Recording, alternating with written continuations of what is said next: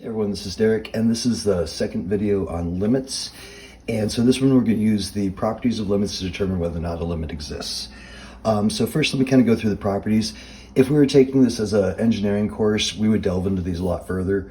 But in business calc, I'm just going to kind of do a quick little overview of them and then show you how to apply them. So limits of constants, polynomials, and rationals. So that's kind of this box. We got some more properties coming up on the next page. But these are kind of our definitions. So if we have a constant function, it's just going to be a flat line like this. So the limit as I approach some value c is just going to be the function, is all this is saying. So if this was, x equals 3, the limit of x equals 3 as we approach any value is always just going to be 3. Likewise with the polynomial function. Polynomials are these kind of smooth curves. This is actually a polynomial, linear, quadratic, cubics, whatever. Anything that has an x and a power, it's a numerical power that isn't negative or a fraction, it's a whole positive number, that's going to be a polynomial. And in that case, then the limit is you just evaluate the polynomial at the point. So say, pretend this thing is, x cubed plus 2, and I want to find the limit as x approaches 1. I would just put in a 1, 1 plus 2 would make 3, and that would be my limit is 3. So it's just happening at the point that's on the graph. Rationals work just like that. Rationals are ones that have a numerator, they're fractions. And the one thing that's funky with those is the place where you're looking for the limit can't be where there's the division by 0. So say this was x minus 2, we'll go 1 over x minus 2 just to make something up. So in this case, x can't be 2, right? Because that wouldn't be in the domain. So the limit of a rational function, it's just going to be the function value at all these points except for this one spot where it messes up. And that's where we have issues on those. So then on the next page, we have some more properties of limits.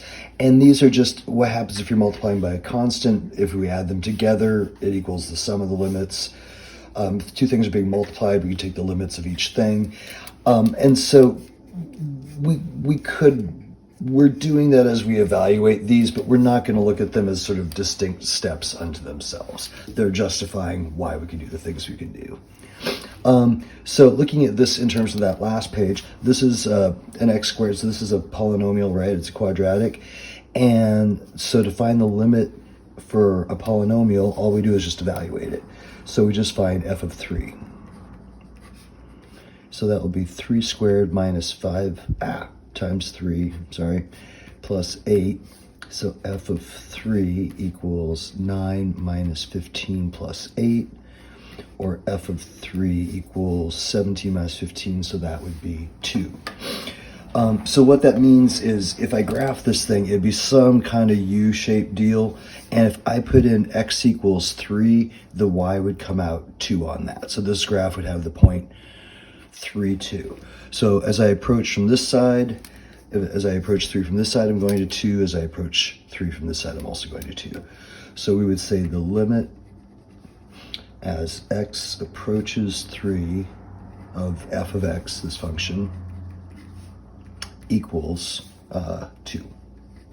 That's it. So all we're doing really is just plugging in the value and seeing where it comes out, because that's what the limit's going to be.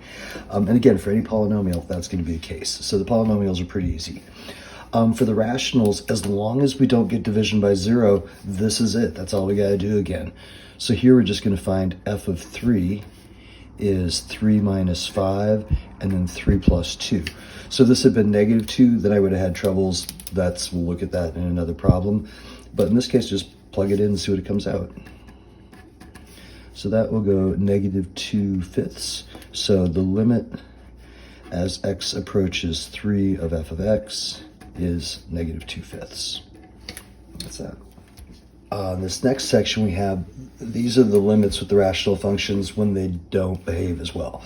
So remember on the last page I said, as long as this isn't 0, everything's good, we just plug it in. This is how we deal with it if it comes up 0. So if it comes up k over 0, in other words, like some number over 0 when we try to find the limit, then that means it doesn't exist. So it's going to be a DNE. If it comes up 0 over 0, that's going to be what's called an indeterminate form. And then that's why I had you do that little factoring review at the beginning, is because we're going to factor and reduce, and I'll show you what that will look like here in a second. First, let me do this little bit friendlier one. So if I was going to try to find this limit, what I get when I try to evaluate this thing at -2, actually let me write it this way.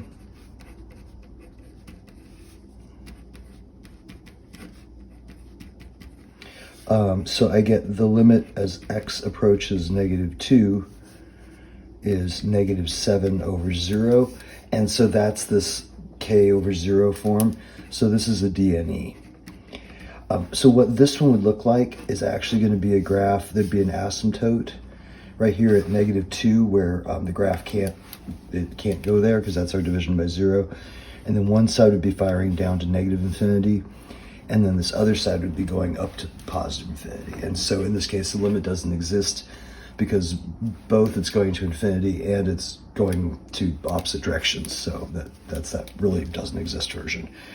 For this one, so again, if I evaluate this at 4, so I'm going to do the limit as x goes to 4 of 4 squared minus 9 times 4 plus 20 over 4 minus 4. So then the limit as x goes to 4 will be 16 minus 36 plus 20 over 0. But wait, because 36 minus 36. So our limit, when we do that, we're getting that indeterminate form 0/0. Okay, so that means that it isn't necessarily a DNE. We need to see if we can factor this thing and figure out what's going on. So coming back here to the original now, this is where we're going to go. I'll do the limit as x goes to 4. And then remember, we do what multiplies to be positive 20 and adds to be the 9 or -9. So x and x minus 4 and minus 5. And that's over x minus 4. So now you see I can kind of sneak around by that whole dividing by 0 by reducing that factor out, and that's going to let me see what this would have done if I could have plugged in a 4. So when I plugged in the original 0/0, I get nothing. But now with this reduced form,